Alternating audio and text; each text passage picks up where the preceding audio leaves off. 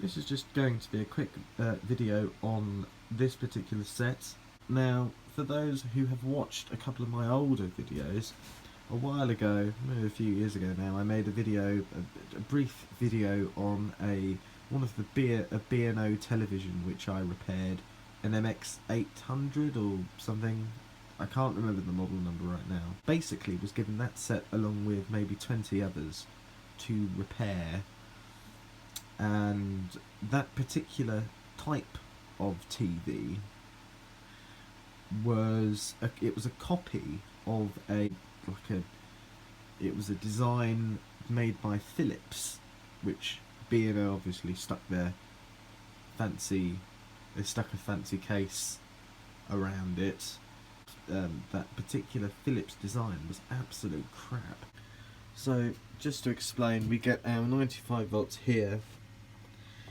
This goes around, does other things, comes up to this plug, or to this socket I suppose, and on the plug end there's a loop which loops it around to here, and as soon as we plug the cable in, which evidently is the line scan coils, there's a short, and it upsets obviously the power supply isn't too happy about that.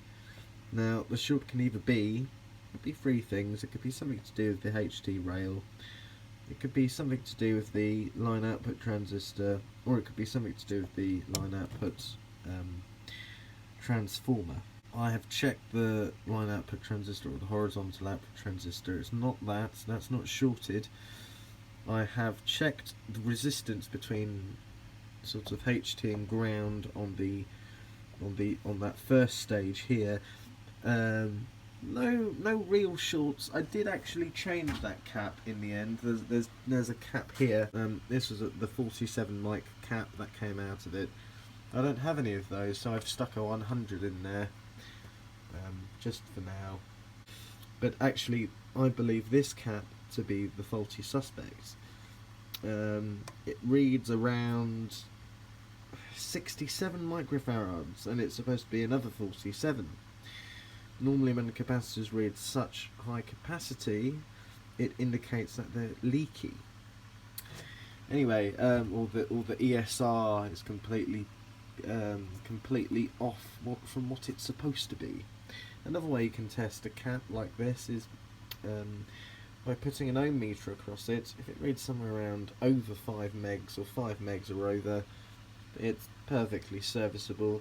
If it reads 3 megs or around there, it's serviceable, but like you might want to change it. If it reads obviously under a meg, then it's shorted, of course, because the way you have to look at it is, if there is obviously a meter will only put a couple of volts across it.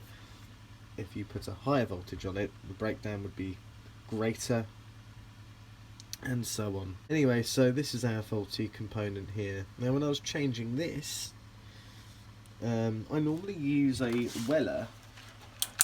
Weller copy, I suppose, desoldering gun. I had a proper Weller one.